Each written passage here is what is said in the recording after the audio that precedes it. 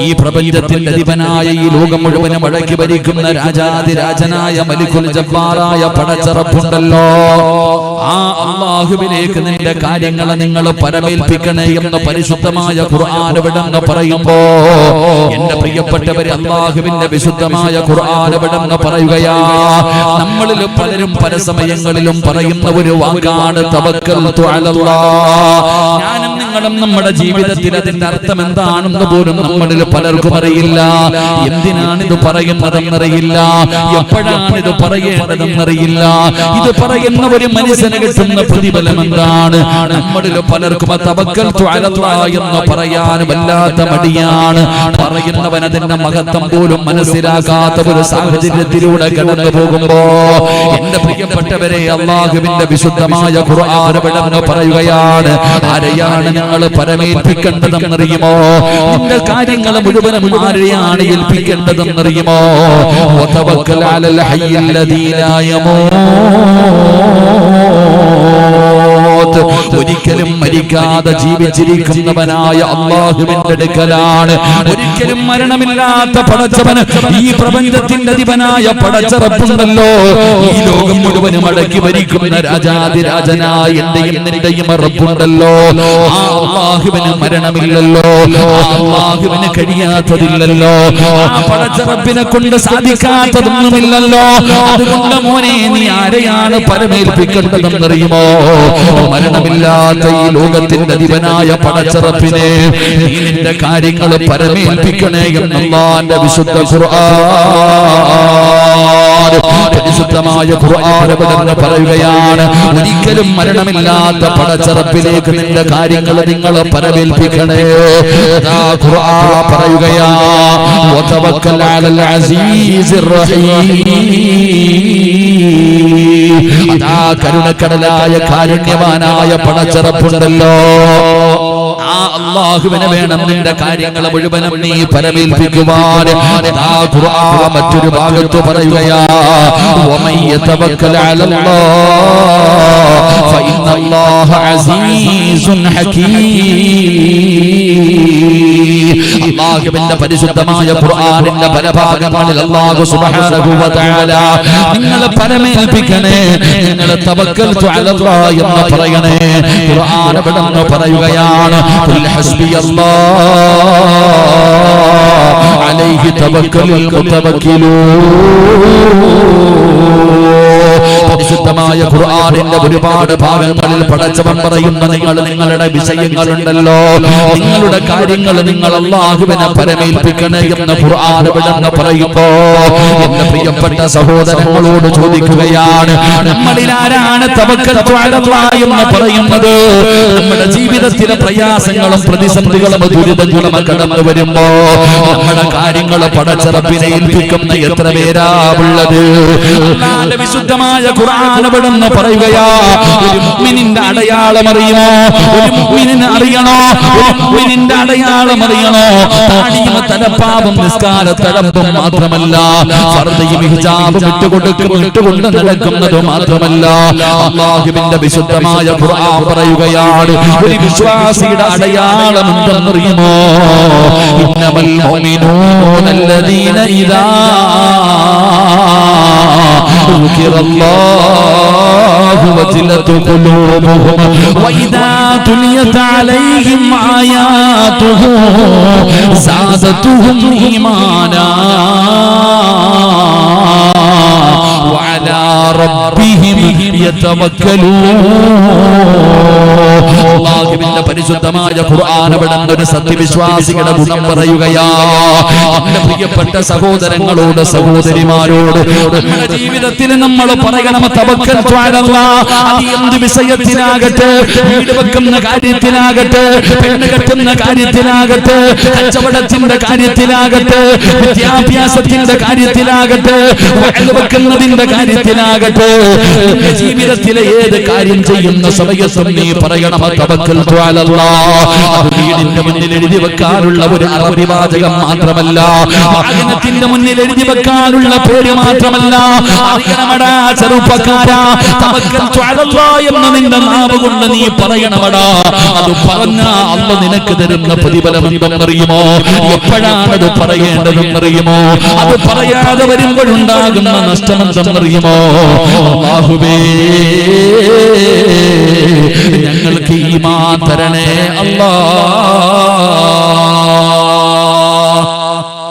പ്രിയപ്പെട്ട സഹോദരങ്ങളെ, അള്ളാഹുവിന്റെ വിശുദ്ധമായ ഖുർആൻ പറയുന്നു, നിങ്ങൾ നിങ്ങളുടെ ആവശ്യങ്ങൾ വരുന്ന സമയം നിങ്ങളുടെ കാര്യങ്ങൾ അള്ളാഹുവിനെ പരമേൽപ്പിക്കണം. പച്ച മലയാളത്തിൽ പറഞ്ഞ തവക്കൽതു അലല്ലാഹ് എന്ന് പറയണമെന്ന് അള്ളാഹുവിന്റെ വിശുദ്ധ ഖുർആൻ. അള്ളാഹു നമുക്ക് ഈമാൻ നൽകുമാറാകട്ടെ. അള്ളാഹു ഈമാൻ നൽകുമാറാകട്ടെ. അള്ളാഹ് ഈമാൻ നൽകുമാറാകട്ടെ. എല്ലാരും ഒന്ന് തവക്കൽതു അലല്ലാഹ് എന്ന് പറഞ്ഞു. ഇത് വെറുതെ പറയാനല്ല പറഞ്ഞത്, ഖുർആൻ പറഞ്ഞ കാര്യമാണ്. അത് നല്ല മനസ്സോടുകൂടി ഇഖ്ലാസോടുകൂടി ഒന്ന് തവക്കൽതു അലല്ലാഹ് എന്ന് പറഞ്ഞേ. ഒന്നുകൂടെ പറഞ്ഞേ. അല്ലാഹ് ആരെല്ലാം ഉറക്കെ പറയുന്നുണ്ടോ ആ ഉറക്കെ പറയുന്ന ശബ്ദത്തിൽ മരിക്കുന്ന സമയത്ത് ലാ ഇലാഹ ഇല്ലല്ലാഹ് പറഞ്ഞു മരിക്കാൻ ഭാഗ്യം കൊടുക്കണേ അല്ലാഹ്. ഇനിയൊരു തവക്കൽതു അലല്ലാഹ് പറഞ്ഞേ. എന്താ തവക്കൽതു അലല്ലാഹ് എന്ന് പറഞ്ഞ? ചുമ്മാതെ പറയാറുണ്ടല്ലോ, ഏത് വീട്ടിൽ പോയാലും കാണാം തവക്കൽതു അലല്ലാഹ്. എന്തുവാ അതിനർത്ഥം? വീട്ടിലിങ്ങനെ എഴുതി വെച്ചിട്ടുണ്ട് തവക്കൽതു അലല്ലാഹ്. വലിയ വീട് പണിയുമ്പോഴും കാണാം തവക്കൽതു അലല്ലാഹ്. ചില വണ്ടിക്കകത്ത് കാണാൻ തവക്കൽതു അലല്ലാഹ്. എന്താ തവക്കൽതു അലല്ലാഹ് എന്ന് പറഞ്ഞു? ഇത് എന്തിനാ പറയണേ? ഇതെപ്പോഴാ പറയണ്ടേ? ഇത് പറഞ്ഞാൽ കിട്ടുന്ന പ്രതിഫലം എന്താ? ഇത് പറഞ്ഞില്ലെങ്കിൽ വരുന്ന നഷ്ടം എന്താ? പഠിക്കാം. അല്ലാഹു ഭാഗ്യം തരുമാറാകട്ടെ. ചുമ്മാതെ ഇങ്ങനെ പറഞ്ഞുകൊണ്ട് നടന്നാ പോരാ. ഇത് പറയുന്നതിലൂടെ നമുക്ക് കിട്ടുന്ന പ്രതിഫലം നമ്മൾ അറിയണം. എന്റെ പ്രിയപ്പെട്ട സഹോദരങ്ങളെ, തവക്കൽതു അലല്ലാഹ്ക്ക് വല്ലാത്ത പ്രാധാന്യമുള്ള ഒരു കാലഘട്ടത്തിലാണ് നമ്മൾ ജീവിക്കണം. ഇനിയിപ്പോ തവക്കൽതു അലല്ലാഹ് തന്നെ നമുക്കുള്ളൂ. മുസ്ലിം സമുദായത്തിനെ സംബന്ധിച്ചിടത്തോളം, ഇന്ത്യ മഹാരാജ്യത്ത് ജീവിക്കുന്ന മുസ്ലിമീങ്ങളെ സംബന്ധിച്ചിടത്തോളം, പ്രത്യേകിച്ച് കേരളത്തിൽ നമ്മളൊക്കെ ഇനിയിപ്പോ തവക്കൽതു അലല്ലാഹ് തന്നെ പറയേണ്ട കാര്യമാണ്. കാരണം എന്തേ? അല്ലാഹുവേ പടച്ചവനെ, ഏക സിവിൽ കോഡ് വരാൻ പോകുന്നു, പൗരത്വ ബില്ല് പാസ്സാക്കാൻ പോകുന്നു, പിന്നെ ഇപ്പം ലവ് ജിഹാദ് കഴിഞ്ഞു, കഞ്ചാവ് ജിഹാദ് കഴിഞ്ഞു, കൊറോണ ജിഹാദ് കഴിഞ്ഞു, ഇപ്പൊ ഹലാല് ജിഹാദ് വന്നു. ഇനി എന്തൊക്കെ ജിഹാദ് വരാൻ കിടക്കുന്നു? അല്ലാഹു ഈമാൻ നൽകുമാറാകട്ടെ. അല്ലാഹു ഈമാൻ നൽകുമാറാകട്ടെ. ഇനി തവക്കൽതു അലല്ലാഹി തന്നെ നമുക്ക് ആശ്രയമുള്ള സഹോദര. ഇപ്പൊ കണ്ടില്ലേ ഹലാലു ഹറാമിനെ കുറിച്ച് ഏറ്റവും വലിയ കോമഡി എന്തെന്നറിയുന്നു? ഈ ടി വിക്കകത്തൊക്കെ ചർച്ചയ്ക്കകത്ത് കയറിയിരിക്കുന്ന ചില ഞണ്ടുകളുണ്ട്. അപ്പോ ഈ അവതാരക തന്നെ ചോദിക്കും, ഈ ഹലാൽ എന്ന് പറഞ്ഞാൽ എന്താ? സത്യം പറഞ്ഞാൽ കടന്ന് ഉരുളുന്നത് കണ്ട സങ്കടം തോന്നാറുണ്ട്. സത്യത്തിൽ എന്താണ് ഹലാൽ എന്ന് അവർക്ക് അറിയില്ല. അതാ ഏറ്റവും വലിയ സങ്കടം. തീവ്രവാദം, ഇത് ഭീകരവാദം, പാവങ്ങളെ വീണെടുത്ത് കിടന്ന് ഉരുളുക, സങ്കടം തോന്നി. ഹലാലെന്ന് പറഞ്ഞാൽ എന്താന്ന് പോലും ഈ പാവങ്ങൾക്ക് അറിയത്തില്ല. കാളെ പറ്റൂന്ന് കേട്ടപ്പോഴേ ഓടുക ഇല്ല പുറകിൽ. എന്താണ് ഹലാല്, എന്താണ് ഹറാം, അതിനെ കുറിച്ച് പോലും നമുക്ക് തന്നെ ബോധമില്ലല്ലോ. ഇതപ്പോ നമുക്ക് തന്നെ അറിയാവോ ഹലാൽ എന്ന് പറഞ്ഞാൽ എന്താണ്? ഹലാൽ എന്ന് പറഞ്ഞാൽ എന്താന്ന് നമ്മളിൽ പലർക്കും പോലും അറിയത്തില്ല. അങ്ങനെ അറിയുമായിരുന്നെങ്കിൽ ഹോട്ടലിൽ പോയിട്ട് രണ്ട് തന്തൂരി, ഒരു ഷവായി, ഒരു അൽഫഹം മേടിച്ചോണ്ട് വരുക. നമ്മൾ ആരെങ്കിലും തിരക്കാറുണ്ടോ? നേരെ ഫോൺ വിളിച്ച് ഹോട്ടലിലേക്ക് പറയും, വരും. നീ ചോദിച്ചിട്ടുണ്ടോ ഇത് എങ്ങനെ അർത്ഥാണ്, ചത്തയാണോ അർത്ഥാണോ നീ ചിന്തിച്ചിട്ടുണ്ടോ? നമുക്കതിനൊന്നും സമയമില്ല, നമുക്ക് തന്നെ നോക്കാൻ സമയമില്ല.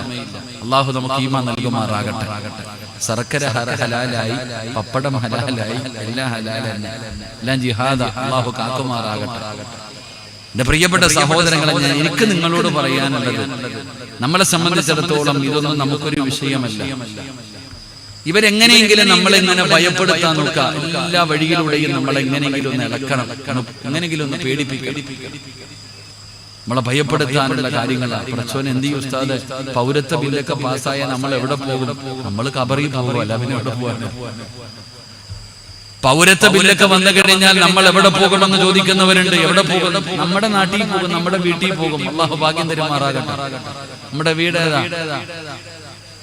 നമ്മുടെ വീടേതാ? കേട്ടില്ല? നമ്മുടെ വീടേതാ? നമ്മുടെ വീടേതാ സഹോദര? നമുക്കൊരു തറവാടുണ്ടല്ലോ, നമ്മുടെ തറവാട് ഏതാ? താത്താമാരെ, നമ്മുടെ വീടേതാ? വെടി കൊണ്ടതുപോലെ ഇരിക്കുന്നു. സുബ്ഹാനല്ലാഹ്. നമ്മുടെ തറവാട് ഇതൊന്നും നമ്മുടെ നാടല്ല. ഇത് അവര് പറയുന്ന സത്യവാ. അവര് പറയണതില്ല ഇത് നമ്മുടെ നാടല്ല. നമ്മുടെ നാടല്ല. നമ്മുടെ വീട് എവിടെ നിന്നറിയോ? നമ്മുടെ തറവാട് എവിടാ? നമ്മുടെ തറവാട് എവിടാ? നമ്മുടെ ഉപ്പാപ്പ ആദം നബി എവിടെ ജീവിച്ചേ? നമ്മുടെ ഉമ്മ ഹവ്വാ റളിയല്ലാഹു തആല എവിടെ ജീവിച്ചേ? സ്വർഗ്ഗത്തിൽ. നമ്മുടെ വീട് അതാ. നമ്മുടെ വീട് അവിടെ നിന്ന് ഇറക്കി വിട്ടതല്ലേ നമ്മളെ? ആദം നബിയെയും ഹവ്വാ ബീവിയെയും അല്ലാഹു സ്വർഗ്ഗത്തിൽ നിന്ന് ഇറക്കി വിട്ടതല്ലേ? പോയിട്ട് വാ, നിനക്ക് സമയമുണ്ടെന്ന് പറഞ്ഞ് ഇറക്കി വിട്ടതല്ലേ? നമ്മുടെ നാട് അത് തന്നെയാണ്. അങ്ങോട്ട് പോകണം. അല്ലാഹു ഭാഗ്യം തരുമാറാകട്ടെ. അല്ലാഹു ഭാഗ്യം തരുമാറാകട്ടെ. അപ്പൊ ചോദിക്കും, ഉസ്താദ് എന്റെ കൊട്ടാരം ഞാൻ എന്ത് ചെയ്യും? ലക്ഷങ്ങൾ കൊടുത്ത് പണിത വീട്, എന്റെ വസ്തുക്കള്, എന്റെ കാറ്, എന്റെ പൈസ. ഉസ്താദന്മാരിങ്ങനെ സഹാബത്തിന്റെ ചരിത്രം പറയും. മക്കയിൽ നിന്ന് മദീനയിലേക്ക് ഹിജറ പോയ സഹാബത്തിന്റെ കഥ. മക്കയിൽ നിന്ന് മദീനയിലേക്ക് ഹിജറ പോയ സഹാബത്തിന്റെ കഥ പറയും. മക്കക്കാര് പറഞ്ഞു, എടാ സഹാബത്തിനോട് പറയുക, ഈ നാട്ടിൽ ഉണ്ടാക്കിയത് മുഴുവനും ഇവിടെ ഇട്ടിട്ട് നീയും നിന്റെ അല്ലാഹും പൊക്കോ, ഇട്ടിരിക്കുന്ന ഡ്രസ്സോടെ പൊക്കോടെ. അവര് പറഞ്ഞത്, ഈ മക്കയിൽ നിന്നുണ്ടാക്കിയ നിന്റെ സമ്പാദ്യം മുഴുവൻ ഇവിടെ ഇട്ടിട്ട് നീയും നിന്റെ അല്ലാഹും കൂടെ ഇട്ടിരിക്കുന്ന വസ്ത്രത്തോടെ മദീനത്തേക്ക് പൊക്കോളെ. സഹാബത്ത് എന്ത് ചെയ്തു? ഇട്ടിട്ട് പോയി. നമ്മളോ നെഞ്ചത്തടിക്കുക. അല്ലാഹു ഈമാൻ നൽകുമാറാകട്ടെ. നമ്മള് നെഞ്ചത്തടിക്കുക. എടാ പൊന്നാര ചങ്ങാതി, അല്ലാഹു ചോദിച്ചെന്തെന്നറിയോ? അം ഹസിബതും മൻ തദ്ഖുലുൽ ജന്ന, സ്വർഗ്ഗത്തിൽ വെറുതെ പോകാമെന്ന് നിങ്ങൾ ആരെങ്കിലും കരുതിയോ? അല്ലാഹു തന്നെ ചോദിക്കുന്നുണ്ട്, സ്വർഗത്തിലേക്ക് വെറുതെ പോകാൻ പറ്റുമോ ആമിനത്ത? നിനക്ക് ഇങ്ങനെയൊക്കെ ചുമ്മാതെ വല്ലപ്പോഴും രണ്ട് തട്ടും തട്ടി, രണ്ട് സുജൂദിനും വീണ്, ഇടയ്ക്കിടയ്ക്ക് ഇങ്ങനെ രണ്ട് ദിക്റും പറഞ്ഞതുപോലെ ഒരു വയലിനും വന്നിട്ട്, വയലിന് വരുമ്പോ ഫർദ, കല്യാണ വീട്ടിൽ പോകുമ്പോ കാണേണ്ട കാഴ്ച വല്ലാത്തതാണ്. അല്ലാഹു ഈമാൻ നൽകുമാറാകട്ടെ. അപ്പൊ നമ്മൾ ഇങ്ങനെ ജീവിച്ചാൽ നമ്മൾ സ്വർഗത്തിൽ പോകും. ഒത്തിരി പ്രയാസമുള്ള കാര്യമാണ്. അതുകൊണ്ട് ഞാൻ പറഞ്ഞു വന്നത്, ഇനി തവക്കൽത്തു അലല്ലാഹ് തന്നെ ആശ്രയമുള്ളൂ. അല്ലാഹു നമുക്ക് ഈമാൻ നൽകുമാറാകട്ടെ. അല്ലാഹു നമുക്ക് ഈമാൻ നൽകുമാറാകട്ടെ. അപ്പൊ തവക്കൽത്തു അലല്ലാഹ് എന്നൊരു മനുഷ്യൻ പറഞ്ഞാൽ അവൻ അല്ലാഹു കൊടുക്കുന്ന പ്രതിഫലം എന്താ? എങ്ങനെ തവക്കൽത്തു അലല്ലാഹ് എന്ന് പറഞ്ഞാൽ എങ്ങനെയാണ് തവക്കൽത്തു അലല്ലാഹ് പറയേണ്ടത്? നാം ചെയ്യേണ്ടത് നാം ചെയ്യണം. അല്ലാതെ ചുമ്മാതെ തവക്കൽത്തു അലല്ലാഹ് എന്ന് പറഞ്ഞിട്ട് കാര്യമില്ല.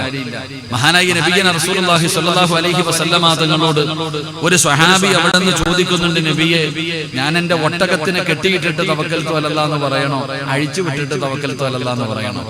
അപ്പൊ മുത്തുനബി പറഞ്ഞത് കെട്ടിയിട്ടിട്ട് തവക്കൽത്തു അലല്ലാഹ് എന്ന് പറയാനാ. അല്ലാഹു നമുക്ക് ഈമാൻ നൽകുമാറാകട്ടെ. അപ്പൊ തവക്കൽത്തു അലല്ലാഹ് എന്ന് പറഞ്ഞാൽ, എന്റെ പ്രിയപ്പെട്ട സഹോദരങ്ങളെ, തവക്കൽത്തു അലല്ലാഹ് എന്ന ജീവിതത്തിൽ നമ്മൾ പറയുന്നവരാണ്. ഈ തവക്കൽത്തു അലല്ലാഹ് എന്ന് പറയുന്നവര് മനുഷ്യൻ അല്ലാഹു കൊടുക്കുന്ന പ്രതിഫലം എന്തെന്നറിയുമോ? ഇനിയെങ്കിലും ഞാനും നിങ്ങളും ജീവിതത്തിൽ പഠിച്ചോ. തവക്കൽത്തു അലല്ലാഹ്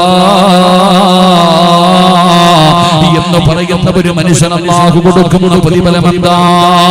മഹാനായ നബി മുഹമ്മദ് മുസ്തഫ സല്ലല്ലാഹു അലൈഹി വസല്ലമ തങ്ങൾ പറയുകയാണ്, ചിലരുടെ ജീവിതത്തിൽ പടച്ചവനെ എന്തു വന്നാലും അവര് പറയും തവക്കൽതു അലല്ലാഹ്, ഞാൻ അല്ലാഹുവിനെ പരമേൽപ്പിച്ചിരിക്കുകയാണ്, അല്ലാഹുവിനെ ഞാൻ പരമേൽപ്പിച്ചിരിക്കുകയാണ്.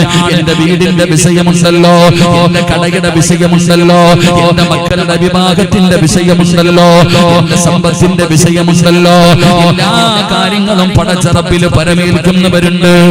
അവർക്ക് അല്ലാഹു കൊടുക്കുന്ന ഒന്നാമത്തെ പ്രതിഫലം എന്തെന്നറിയുമോ? ഫബിമാ റഹ്മത്തിൻ മിനല്ലാഹ്,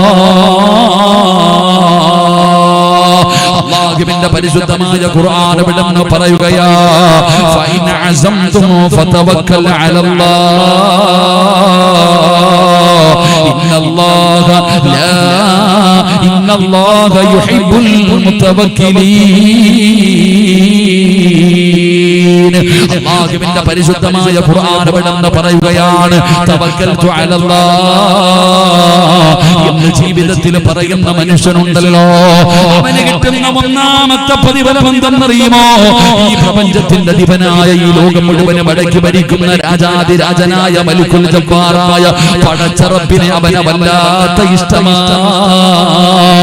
അല്ലാഹ് ഇഷ്ടപ്പെട്ടവര് മാത്രമേ അങ്ങനെ പറയാറുള്ളൂ. അല്ലാഹു സ്നേഹിക്കുന്നവര് മാത്രമേ അങ്ങനെ പറയാറുള്ളൂ. പടച്ചവനെ അവനവന്റെ കാര്യങ്ങൾ അല്ലാഹുവിനെ പരമേൽപ്പിക്കുകയാ. ഏത് വിഷയം വന്നാലും അവൻ അല്ലാഹുവിലേക്ക് പരമേൽപ്പിച്ചുകൊണ്ട് നടക്കുകയാ. അല്ലാഹു പറയുകയാണ് ഫൈദാ അസംതും ഫതവക്കൽ അലല്ലാഹ് ഇന്നല്ലാഹ യുഹിബ്ബുൽ മുതവക്കിലീൻ. അവർ അല്ലാഹു വല്ലാതെ ഇഷ്ടപ്പെടുന്നുണ്ട്. അവർ അല്ലാഹു സ്നേഹിച്ചവരാണ്. അവരല്ലാഹു സ്നേഹിച്ചവരാണ്. എന്റെ പ്രിയപ്പെട്ടവർ, അല്ലാഹു ഇഷ്ടപ്പെട്ടവർ അവരുടെ സർവ്വ കാര്യങ്ങളും പടച്ച റബ്ബിൽ പരമേൽപ്പിക്കുമെന്ന് പറയുമ്പോ എന്റെ പ്രിയപ്പെട്ടവരെ, മഹാനായ ഖലീലുല്ലാഹി ഇബ്രാഹിം നബി അലൈഹിസ്സലാം അങ്ങനത്തെ ഒരു മനുഷ്യനായിരുന്നു ഇബ്രാഹിം നബി അലൈഹിസ്സലാം. ഇബ്രാഹിം നബിയുടെ ചരിത്രം അറിയുമോ? ആരെങ്കിലും അല്ലാഹു ഇഷ്ടപ്പെട്ട് കഴിഞ്ഞാൽ പടച്ച റബ്ബ് കൂടെയുണ്ടെന്നുള്ള വിശ്വാസം വന്നു കഴിഞ്ഞാൽ പിന്നെ യാതൊരു ഭയമില്ലല്ലോ, യാതൊരു പേടിയില്ലല്ലോ, അവന്റെ ജീവിതത്തിൽ യാതൊരു പ്രയാസമില്ലല്ലോ.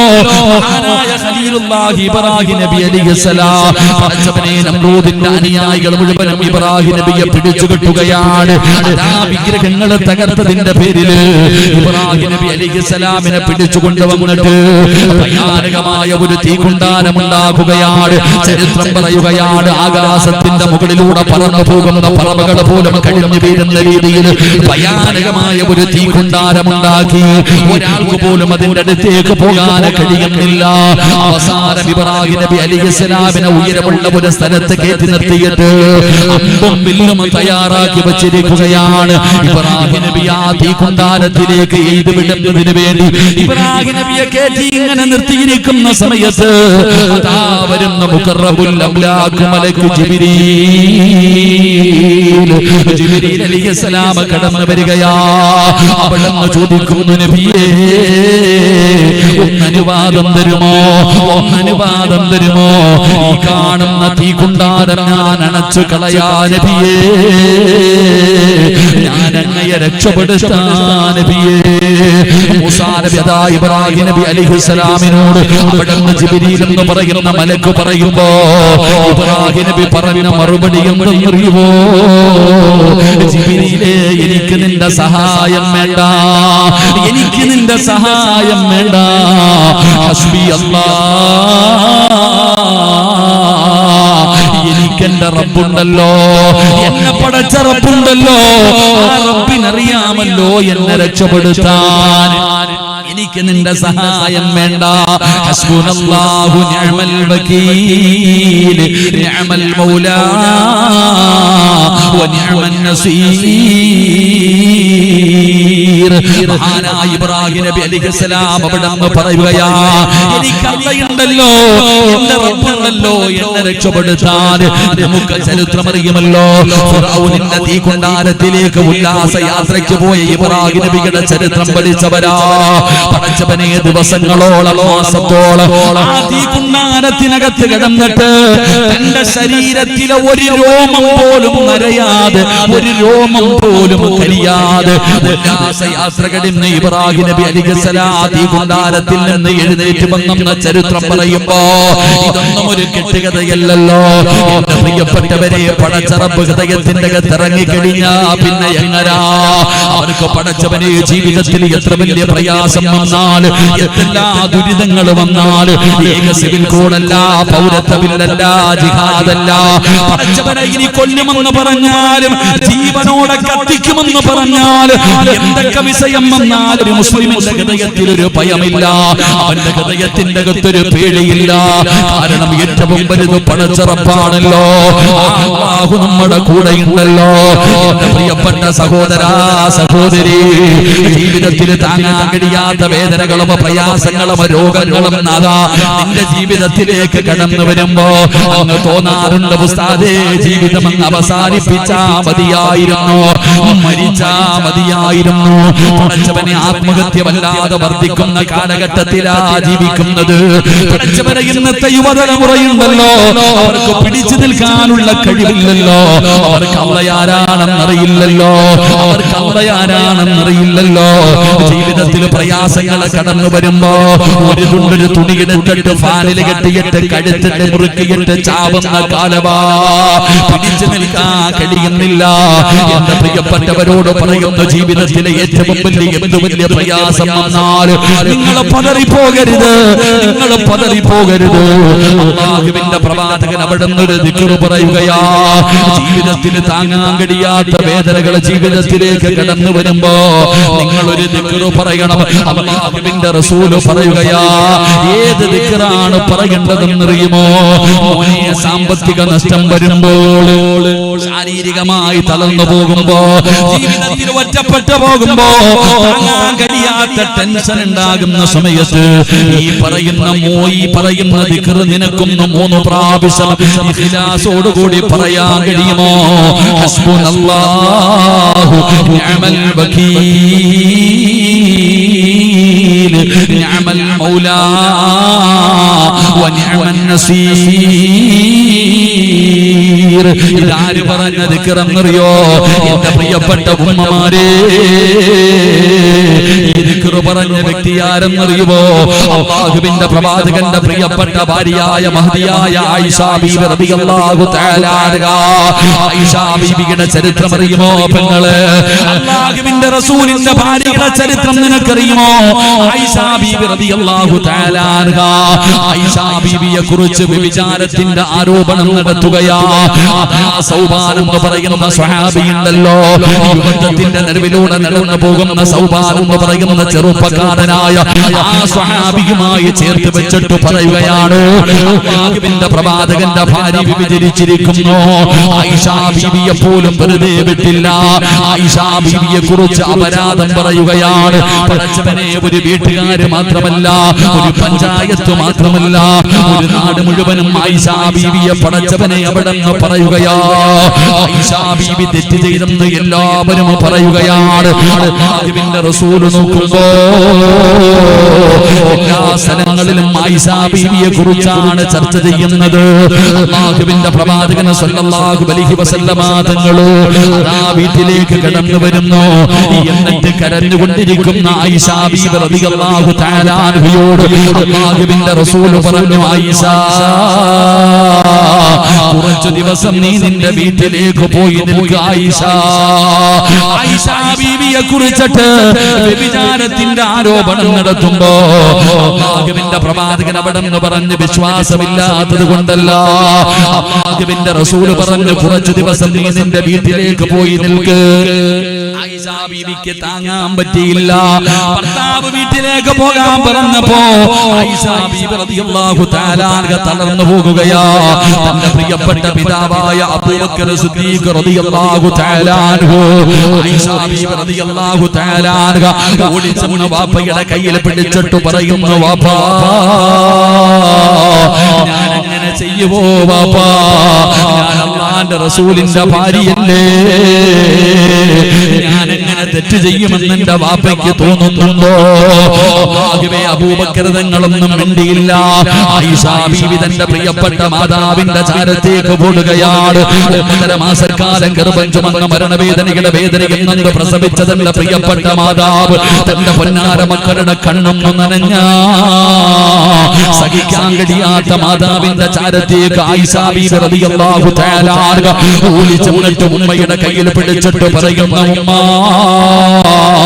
ഞാൻ ഒരിക്കലും തെറ്റ് ചെയ്തിട്ടില്ല, ഞാൻ നിരപരാധിയാണ്. ഉമ്മ പറഞ്ഞു, മോളെ ആയിഷ, തെളിവുകൾ മുഴുവനും നിനക്കെതിരാണ് ആയിഷ.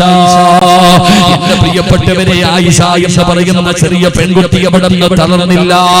വീടിനകത്ത് കയറുകയാണ്, വീടിനകത്തേക്ക് കയറുകയാണ്. പടച്ചവനെ, കയറെടുത്ത് തൂങ്ങിയില്ല, വിഷമടിച്ചില്ല, നരമ്പ് മുറിച്ചില്ല, ഗുളികയെടുത്ത് കഴിച്ചില്ല. ആയിഷ ബീവി റളിയല്ലാഹു തആല അൻഹ നിന്നെ പോലെ 20, 18, 15 വയസ്സില്ല. പടച്ചവനെ, ചെറിയ പ്രായമാണ്. ആയിഷ ബീവി റളിയല്ലാഹു തആല അൻഹ വീടിനകത്ത് കയറിയിട്ട് കഥകടച്ചിട്ടിരിക്കുകയാ. എല്ലാ ദിവസവും രാവിലെ സുബ്ഹി കഴിയുമ്പോ ആയിഷ ബീവി വീടിന്റെ വാതിലിൽ ഇങ്ങനെ നോക്കുകയാണ്. അല്ലാഹുവിന്റെ റസൂൽ വരുന്നുണ്ടോ? നബി വരുന്നുണ്ടോ? ദിവസവും കാത്തിരിക്കുകയാണ്. ദിവസങ്ങൾ കഴിഞ്ഞു, ആഴ്ചകളായി. ഒരു ദിവസം സുബഹി നമസ്കാരം കഴിഞ്ഞ് ആയിഷ ബിബി റളിയല്ലാഹു തആല അൻഹ വീടിന്റെ വാതിലിലേക്ക് നോക്കുമ്പോ അല്ലാഹുവിന്റെ റസൂൽ വരികയാ. അല്ലാഹുവിന്റെ പ്രവാചകൻ സല്ലല്ലാഹു അലൈഹി വസല്ലമ തങ്ങൾ ചിരിക്കുന്ന മുഖത്തോടെ വീടിന്റെ വാതിലിലേക്ക് കടന്നു വരുമ്പോ ആയിഷ ബിബി റളിയല്ലാഹു തആല അൻഹ ഇറങ്ങി ഓടുകയാ. അല്ലാഹുവിന്റെ റസൂലിനെ ഓടിച്ചെന്ന് കെട്ടിപ്പിടിക്കുകയാ. എന്നിട്ട് ചോദിക്കുന്നു, നബിയേ യാ റസൂലല്ലാഹ്,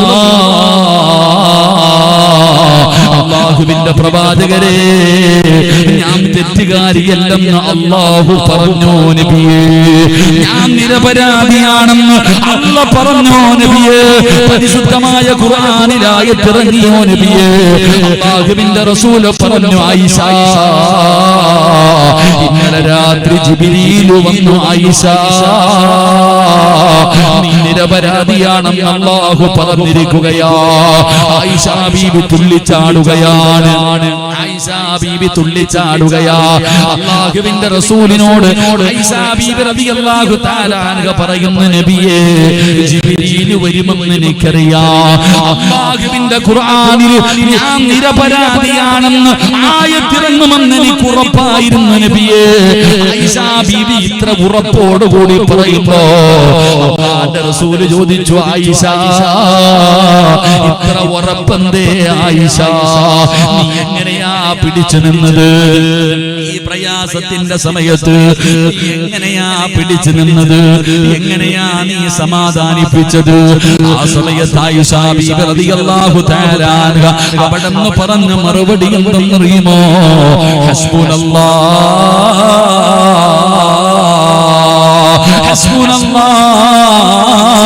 എനിക്കല്ല മതി നബിയേ, എനിക്കല്ല മതി നബിയേ.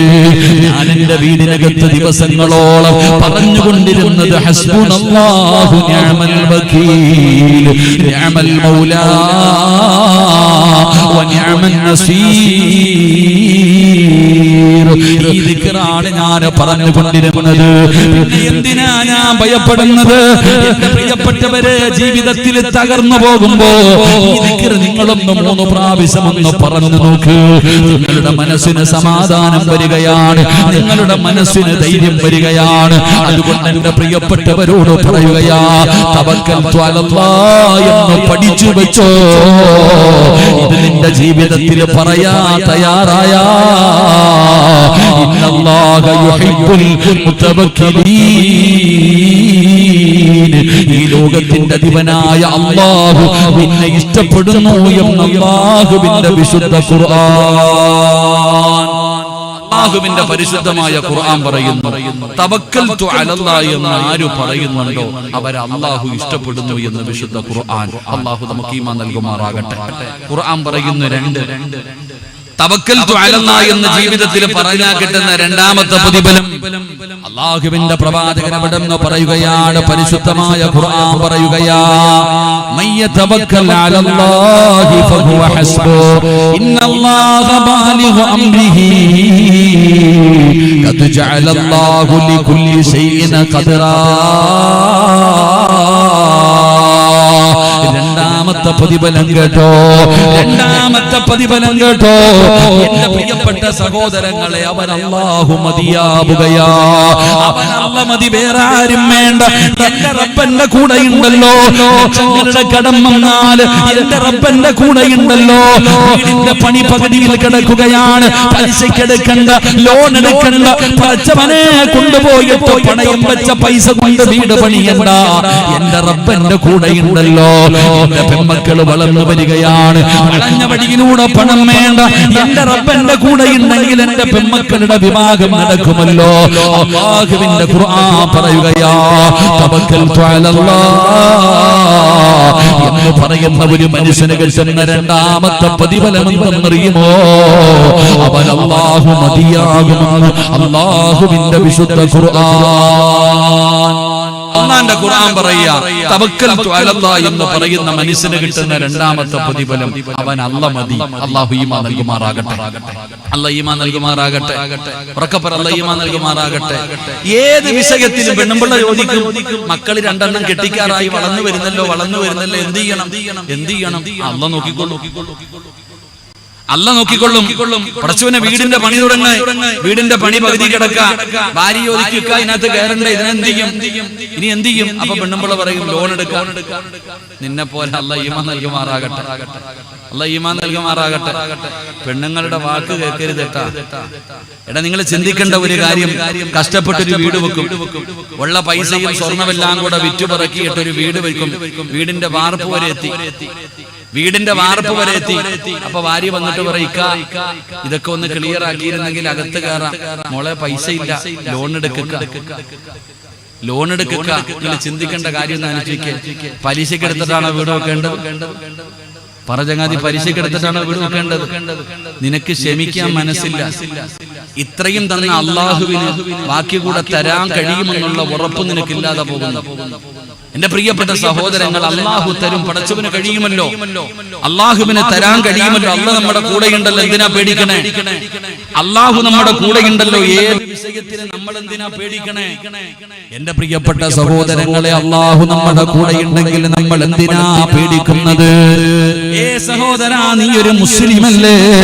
നീ അള്ളാഹുവിനെ കൊണ്ട് വിശ്വസിക്കുന്നവനല്ലേ? എന്തിനാ നീ ഭയപ്പെടുന്നത്? മഹാനായ ആദരവായ പ്രവാചകൻ നബി മുഹമ്മദ് മുസ്തഫ സല്ലല്ലാഹു അലൈഹി വസല്ലമ തങ്ങൾ പറയുകയാ, നമ്മുടെ കൂടെ പടച്ചറപ്പുണ്ടല്ലോ, നമ്മൾ എന്തിനാ ഭയപ്പെടുന്നത്? ഏതു പടച്ചറപ്പെന്നറിയുമോ?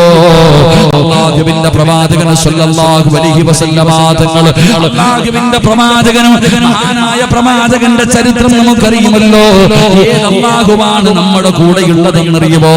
യഥാ മുസ്ലിമേ, റബ്ബിനെ കുറിച്ച് ചിന്തിക്കടാ ചെറുപ്പക്കാരാ. ആരാണെന്ന് മനസ്സിലാക്ക. മഹാനായ നബി മുഹമ്മദ് മുസ്തഫ സല്ലല്ലാഹു അലൈഹി വസല്ലമ തങ്ങൾ, അല്ലാഹുവിന്റെ പ്രവാചകനതാ മക്കയിൽ നിന്ന് മദീനയിലേക്ക് ഹിജ്റ പോകുകയാ. റസൂലുള്ളാഹി സ്വല്ലല്ലാഹു അലൈഹി വസല്ലമ തങ്ങൾ മക്കയിൽ നിന്ന് മദീനയിലേക്ക് ഹിജ്റ പോകാൻ തീരുമാനിച്ചു. ഒരു നേതാവ് എങ്ങനെ ആയിരിക്കണം എന്ന് പഠിച്ചോ? ഒരു നേതാവ് എങ്ങനെ ആയിരിക്കണം? ഉദാഹരണം പറഞ്ഞ സെക്രട്ടേറിയറ്റിലേക്ക് മാർച്ച് നടത്തും, പോലീസ് സ്റ്റേഷനിലേക്ക് മാർച്ച് നടത്തും. നേതാവ് മൈക്കെടുത്ത് മുന്നിൽ വെച്ചിട്ട് പറയും, ജീവൻ വരെ കൊടുക്കണം, എന്ത് വന്നാലും അനങ്ങരുതെന്ന്. ലാത്തി ചാർജ് തുടങ്ങി ആദ്യം ഓടുന്ന ആരാ? നേതാവിനെ കാണാറില്ല, അടികൊള്ളുന്നത് പാവങ്ങളാണ്. നബി സല്ലല്ലാഹു അലൈഹി വസല്ലമ തങ്ങൾ ശത്രുക്കളുടെ പീഡനം സഹിക്കാൻ പറ്റാതെ വന്നപ്പോ സഹാബത്തിനോട് പറഞ്ഞു, നിങ്ങളൊക്കെ മദീനത്ത് പൊക്കോ. എല്ലാരെയും പറഞ്ഞു വിട്ടു. അവസാനമാ പോയ നബി സല്ലല്ലാഹു അലൈഹി വസല്ലമ തങ്ങൾ നാട് വിടാൻ പോകുന്നു എന്ന് ശത്രുക്കൾ മുഴുവനും അറിഞ്ഞു. എല്ലാവരും വാളും പിടിച്ചുകൊണ്ട് വന്നിട്ട് മുത്തുനബിയുടെ വീട് വളഞ്ഞിരിക്കുകയാണ്. നബി സല്ലല്ലാഹു അലൈഹി വസല്ലമ തങ്ങളുടെ വീട് വളഞ്ഞിരിക്കുക, ഇറങ്ങി അപ്പ വെട്ടിക്കൊല്ലണം. അങ്ങനെ വാളും പിടിച്ചുകൊണ്ട് ശത്രുക്കൾ മുഴുവനും വീട് വളഞ്ഞിരിക്കുമ്പോ അബൂബക്കർ സിദ്ദീഖ്, മഹാനായ അലി ഇബ്നു അബീ ത്വാലിബ് റളിയല്ലാഹു തആല അൻഹുവും അല്ലാഹുവിന്റെ പ്രവാചകനും മാത്രമേ വീടിനകത്തുള്ളൂ. നബി സല്ലല്ലാഹു അലൈഹി വസല്ലമ തങ്ങൾ ചോദിച്ചു, അലിയെ, നീ ഇവിടെ കിടക്കോ? നിങ്ങൾ ചിന്തിക്കണം, അലിയാര് തങ്ങളുടെ ആ ഒരു ധൈര്യം ചിന്തിക്കണം. വീട് മുഴുവനും കൊല്ലുന്നതിന് വേണ്ടി ശത്രുക്കൾ വളഞ്ഞു നിൽക്കുമ്പോ റസൂലുള്ളാഹി സ്വല്ലല്ലാഹു അലൈഹി വസല്ലമ തങ്ങൾ ചോദിച്ചു, എനിക്ക് പകരം നീ ഇവിടെ കിടക്കോ? ഞാൻ കിടക്കാൻ നബി, എനിക്കൊരു പേടിയില്ല. അലിയാര് തങ്ങൾ അവിടെ കിടക്കാൻ തയ്യാറായി. നബി സല്ലല്ലാഹു അലൈഹി വസല്ലമ തങ്ങളുടെ മുന്നിൽ മുഖറബുൽ അംലാഖ് മലക്ക് ജിബ്രീൽ അലൈഹിസ്സലാം ഇറങ്ങി വന്നു. ജിബ്രീൽ എന്ന് പറയുന്ന മലക്ക് ഇറങ്ങി വന്നിട്ട് നബിത്തങ്ങളോട് പറഞ്ഞു, നബിയെ, യാത്രയ്ക്ക് വേണ്ടി ഇറങ്ങാൻ സമയമാകുമ്പോ ഒരു പിടി മണ്ണ് വാരണം. വ്യക്തമായി കേട്ടോ, ഇറങ്ങാൻ സമയമാകുമ്പോ ഒരു പിടി മണ്ണ് വാരണം. എന്നിട്ട് ആ മണ്ണിലേക്ക് ഖുർആനിലെ ഒരു ആയത്ത് ഓതിയിട്ട് ഊതണം. സൂറത്തു യാസീൻ, വജഅൽനാ മിൻ ബൈനി ഐദീഹിം സദ്ദാ വമിൻ ഖൽഫിഹിം സദ്ദാ. മുത്തുനബിയോട് പറഞ്ഞു കൊടുത്തു, യാസീനിലെ ഈ ആയത്ത് ഓതിയിട്ട് ഇങ്ങനെ ഊതണം മണ്ണിലോട്ട്. എന്നിട്ട് വീടിന്റെ വാതിൽ തുറന്നിട്ട് ഒറ്റ ഏറെറിയണം, ഇറങ്ങിപ്പോക്കണം. അല്ലാഹു ഈമാൻ നൽകുമാറാകട്ടെ. വാള് പിടിച്ചുകൊണ്ട് ശത്രുക്കൾ മുഴുവനും കൊല്ലുന്നതിന് വേണ്ടി വീടിന്റെ മുന്നിൽ കാത്തു നിൽക്കുമ്പോ നബി സല്ലല്ലാഹു അലൈഹി വസല്ലം തങ്ങൾ AK-47 ഒന്നും അല്ല എടുത്തിട്ടാ ഒരു പിടി മണ്ണ്. അല്ലാഹ് ആരാന്ന് പഠിക്കാനാ ഞാൻ ഇത് പറയണേ. ജിബ്രീല് AK-47 ആറ്റം ബോംബൊന്നും കൊണ്ടു കൊടുത്തില്ല. ഒരു പിടി മണ്ണ് വാരാൻ പറഞ്ഞു. ഒരു പിടി മണ്ണ് വാരി ഖുർആനിലെ ഒരു ആയത്ത് ഓതിയിട്ട് വീടിന്റെ വാതില് തുറന്നിട്ട് ഒറ്റ ലൈവായിട്ട് ഇങ്ങനെ ഇറങ്ങി പോകേണ്ടത്. പൊന്നാര മക്കൾ, അള്ളാഹുവിന്റെ റസൂൽ സല്ലല്ലാഹു അലൈഹി വസല്ലം തങ്ങള് വീടിന്റെ വാതില് തുറന്നിട്ട് നെഞ്ച് വിരിച്ചിട്ട് അവന്മാരുടെ കണ്ണിന്റെ മുന്നിലൂടെ ഇറങ്ങിപ്പോയി. അള്ളാഹു നമുക്ക് ഈമാൻ നൽകുമാറാകട്ടെ. ഇതാണ് അല്ലാഹ്, വേറെ ഒന്നും വേണ്ട. മൂസാ നബി അലൈഹിസ്സലാമും നിങ്ങൾ ചരിത്രം പഠിക്കും. മൂസാ നബി അലൈഹിസ്സലാം തന്റെ അനുയായികളും ഓടി കടലിന്റെ മുന്നിൽ ചെന്നു. മുമ്പില് ചെങ്കടല്, പുറകില് ഫിർഔനും അനുയായികളും. കൂടെ വന്നവര് പറഞ്ഞു, മൂസ തീർന്നു, നമ്മുടെ കാര്യത്തിൽ ഒന്നി വെള്ളത്തിൽ ചാവണം, അല്ലെങ്കിൽ വെട്ടുകൊണ്ട് ചാവണം, ഏത് വേണം തീരുമാനിക്കാം. മൂസാ നബി പറഞ്ഞു, നിങ്ങൾ എന്തിനാ പേടിക്കണം? മൂസാ നബി പറഞ്ഞു, നിങ്ങൾ എന്തിനാ പേടിക്കണേ? മൂസാ നബി അലൈഹിസ്സലാം തന്റെ കയ്യിലിരുന്ന കമ്പെടുത്തിട്ട് വെള്ളത്തിലടിച്ചപ്പോഴത്തേക്ക് ഇതാ വഴിയായി കഴിഞ്ഞ് നടന്നു പോയില്ലേ? നാം പഠിക്കേണ്ടത് പ്രവാചകൻ സല്ലല്ലാഹു അലൈഹി വസല്ലം തങ്ങൾ അവിടെ ഇറങ്ങിപ്പോയി. വഴിയിൽ കാത്തു നിൽക്കുന്ന മഹാനായ സയ്യിദുനാ അബൂബക്കർ സിദ്ദീഖ് റളിയല്ലാഹു തആല അൻഹു. പ്രവാചകന് വാഹനം റെഡിയായി. അല്ലാഹുവിന്റെ റസൂൽ സല്ലല്ലാഹു അലൈഹി വസല്ലം തങ്ങൾ വാഹനത്തിന്റെ അടുക്കൽ ചെന്നപ്പോൾ ചോദിച്ചു, അബൂബക്കറെ, നീ എന്റെ കൂടെ വരുന്നുണ്ടോ? ആ ചങ്ങാതി ആ വെളിയും കാത്തു നിൽക്കുക. നീ എന്റെ കൂടെ വരുന്നുണ്ടോ? എല്ലാം റെഡിയാക്കി വെച്ചിരിക്കുക. കൂടെ അപ്പൊ തന്നെ കയറി. രണ്ടുപേരും കൂടെ യാത്ര പോകുമ്പോഴാണ് ഈ പൊട്ടന്മാരറിഞ്ഞത് നാട് വിട്ടെന്ന്. ആളിവിടെ നിന്ന് പോയെന്ന് പിന്നീട് അറിഞ്ഞ് ശത്രുക്കൾ മുഴുവനും ഭ്രാന്ത് പിടിച്ചിട്ട് 4 ഭാഗത്ത് ഓടുകയാണ്. നബി സല്ലല്ലാഹു അലൈഹി വസല്ലം തങ്ങളെ കണ്ട കൊല്ലുന്നതിന് വേണ്ടി പരക്കം പായുകയാണ്. അപ്പോഴാണ് പ്രവാചകനും അബൂബക്കർ സിദ്ദീഖ് റളിയല്ലാഹു തആല അൻഹു രണ്ടുപേരും കൂടെ ഗുഹയ്ക്കകത്ത് കയറിയിരിക്കുന്നത്. നമുക്ക് ചരിത്രം അറിയല്ലോ. ഗുഹയ്ക്കകത്ത് എങ്ങനെ ഇരിക്കുമ്പോ റസൂലുള്ളാഹി സ്വല്ലല്ലാഹു അലൈഹി വസല്ലം തങ്ങൾ നോക്കുമ്പോ അബൂബക്കർ സിദ്ദീഖ് റളിയല്ലാഹു തആല അൻഹു ഇരുന്നിട്ട് ഇങ്ങനെ വിറയ്ക്കുക. അബൂബക്കർ തങ്ങൾ ഇങ്ങനെ ഇരുന്ന് വിറയ്ക്കുക. നബി സല്ലല്ലാഹു അലൈഹി വസല്ലം തങ്ങൾ ചോദിച്ചു, എന്തേ അബൂബക്കർ നീ ഇരുന്ന് വിറയ്ക്കണേ? എന്താ പറ്റിയേ? എന്താണ് നിനക്ക് പറ്റിയത്? ആ സമയത്ത് മഹാനായ അബൂബക്കർ സിദ്ദീഖ് റളിയല്ലാഹു തആല അൻഹു പറഞ്ഞു, നബിയേ, മുകളിൽ ശത്രു വന്നു കഴിഞ്ഞു. മുകളിൽ ശത്രുക്കൾ വന്നു കഴിഞ്ഞു. അവരുടെ കയ്യിലിരിക്കുന്ന വാളിന്റെ വെളിച്ചം ഇതിനകത്ത് അടിക്കുകയാ. അവരൊന്ന് താഴേക്ക് നോക്കിയാ നമ്മൾ കൊല്ലും. അല്ലാഹുവിന്റെ പ്രവാചകനോട് അബൂബക്കർ സിദ്ദീഖ് റളിയല്ലാഹു തആല അൻഹു പേടിച്ച് വിറച്ചുകൊണ്ട് പറയുന്നു, നബിയേ, യാ റസൂലല്ലാഹ്, അല്ലാഹുവിന്റെ പ്രവാചകരെ, ശത്രുക്കൾ ഗുഹയുടെ മുകളിൽ വന്ന് നിൽക്കുകയാണ്. അവരുടെ കയ്യിലിരിക്കുന്ന വാളിന്റെ വെളിച്ചം ഈ ഗുഹയ്ക്ക് കത്തടിക്കുകയാണ്. അവരെങ്ങാനും താഴേക്ക് നോക്കിയാ നമ്മളെ പിടിക്കുമല്ലോ നബിയേ, നമ്മളെ കൊല്ലുമല്ലോ നബിയേ. അബൂബക്കർ തങ്ങളുടെ കൈകാലുകൾ വിറയ്ക്കുമ്പോ അല്ലാഹുവിന്റെ റസൂലിരുന്ന് ചിരിക്കുകയാ. അല്ലാഹുവിന്റെ റസൂലിരുന്ന് ചിരിക്കുകയാ. അബൂബക്കർ സിദ്ദീഖ് തങ്ങൾ ചോദിക്കുന്നു, യാ റസൂലല്ലാഹ്, എന്തിനാ നബിയേ ചിരിക്കുന്നത്? ഈ സമയത്താണോ ചിരിക്കുന്നത്? ആ സമയത്ത് അല്ലാഹുവിന്റെ പ്രവാചകൻ പറഞ്ഞ മറുപടി എന്തെന്നറിയുമോ? ഇദ്ഹുമാ ഫിൽ ഗാർ ഇദ് യഖൂലു ലിസാഹിബിഹി ലാ തഹ്സൻ ഇന്നല്ലാഹ മഅനാ. അല്ലാഹുവിന്റെ പ്രവാചകനെ പേടിച്ച് വിറച്ചിരിക്കുന്ന അബൂബക്കർ സിദ്ദീഖിനോട് റസൂലുള്ളാഹി പറയുന്നു, അബൂബക്കറേ, നമ്മൾ രണ്ടുപേരും മാത്രമല്ല, അല്ലാഹ് നമ്മുടെ കൂടെ ഉണ്ടല്ലോ. മൂന്നാമനായിട്ട് പടച്ചറപ്പ് നമ്മുടെ കൂടെ ഉണ്ടല്ലോ. എന്തിനാ നീ ഭയക്കുന്നത്? എന്തിനാ നീ പേടിക്കുന്നത്? അല്ലാഹുവിന്റെ റസൂൽ പറയുകയാണ്, അവനവന്റെ കാലിലേക്ക് നോക്കണമെങ്കിൽ, അവനൊന്ന് താഴേക്ക് നോക്കണമെങ്കിൽ അവൻ വിചാരിച്ചാ പോരാ, അല്ലാഹു വിചാരിക്കണം. അബൂബക്കറേ, അല്ലാഹു നമ്മുടെ കൂടെയുണ്ടല്ലോ. എന്തിനാ നമ്മളെ ഭയപ്പെടുന്നതെന്ന് അല്ലാഹുവിന്റെ പ്രവാചകൻ അബൂബക്കർ തങ്ങളോട് ചോദിച്ചെന്ന് ചരിത്രം പറയുമ്പോ, എന്റെ പ്രിയപ്പെട്ട മുസ്ലിമേ, നമ്മളാരെ ഭയപ്പെടാനാ, നമ്മളാരെ ഭയപ്പെടാനാ, നമ്മളാരെന്നറിയോ? ഇടയ്ക്കിടയ്ക്ക് നീ ആരാണെന്നൊന്ന് ചിന്തിച്ചു നോക്കൂ. എന്തേ മനുഷ്യ നീ ചിന്തിക്കാത്തത്? എടാ, ജനിച്ചപ്പോഴേ നിന്റെ ചെവിയിൽ ബാങ്ക് കൊടുത്തു, ഇടത്തെ ചെവിയിൽ ഇഖാമത്ത് കൊടുത്തു. എന്തിനാ ബാങ്ക് ഇഖാമത്ത് കൊടുത്തതെന്നറിയോ? നീ മരിച്ചു കഴിഞ്ഞാ പിന്നെ ബാങ്കും ഇഖാമത്തും കൊടുക്കാൻ സമയമില്ല. നീ മരിച്ചു കഴിഞ്ഞാ പിന്നെ ബാങ്കും ഇഖാമത്തും കൊടുക്കാൻ സമയമില്ല. കുളിപ്പിച്ച് നിന്നെ പെട്ടെന്ന് കൊണ്ടുപോയി നിസ്കരിച്ചിട്ട് കുഴിച്ചിടണം. അതിനു വേണ്ടിയുള്ള ബാങ്കും ഇഖാമത്തും ജനിച്ചപ്പോഴേ ചെവിയിൽ വിളിച്ചു വെച്ചിരിക്കുന്നു പെങ്ങള്. പിന്നെ എന്തിനാ മോളെ പേടിക്കുന്നത്? നീ ഉമ്മയുടെ വയറ്റിൽ കിടന്നു മാസങ്ങളോ പ്രായമായപ്പോ, നീ 3 മാസം കഴിഞ്ഞപ്പോഴേ അല്ലാഹു നിന്റെ മരണം എഴുതി വെച്ചിട്ടുണ്ട് മോളെ. ഈ ദുനിയാവിൽ എവിടെ കിടന്ന് എങ്ങനെ മരിക്കണമെന്ന്, ഈ ദുനിയാവിൽ എവിടെ കിടന്ന് എങ്ങനെ മരിക്കണമെന്ന് അല്ലാഹു നിന്റെ ഉമ്മയുടെ വയറ്റിൽ കിടന്നപ്പോഴേ എഴുതി വെച്ചിട്ടുണ്ട്. അത് തട്ടിമാറ്റാ ലോകത്തൊരു ശക്തിക്കും കഴിയില്ലല്ലോ. എന്റെ പ്രിയപ്പെട്ടവരോട് പറയുകയാ, നിങ്ങൾ ചോദിക്കും ഉസ്താദേ, അല്ല എന്നെ വല്ലാതെ പ്രയാസപ്പെടുത്തുന്നു, അല്ലാഹു എന്നെ വേദനിപ്പിക്കുന്നു, ശത്രുക്കളെ നമുക്കെതിരെ വരുന്നുണ്ടല്ലോ, എന്തിനാ നീ ഭയപ്പെടുന്നത്? അല്ലാഹുവിന്റെ ഖുർആൻ പറഞ്ഞ മറുപടി എന്തെന്നറിയോ?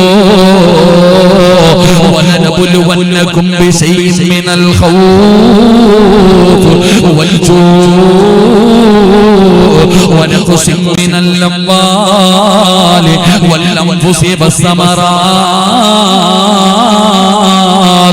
വബശിരി സ്വാബിരീൻ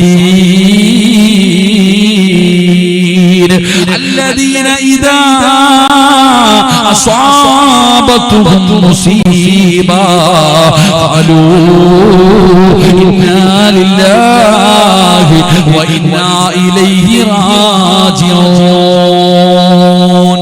അല്ലാഹുവിന്റെ പരിശുദ്ധമായ ഖുർആൻ പറയുകയാ, അല്ലാഹ് നമ്മുടെ കൂടെ ഉണ്ട്, പിന്നെ എന്തിനാ നമ്മൾ പേടിക്കുന്നത്? അല്ലാഹു ഈമാൻ നൽകുമാറാകട്ടെ.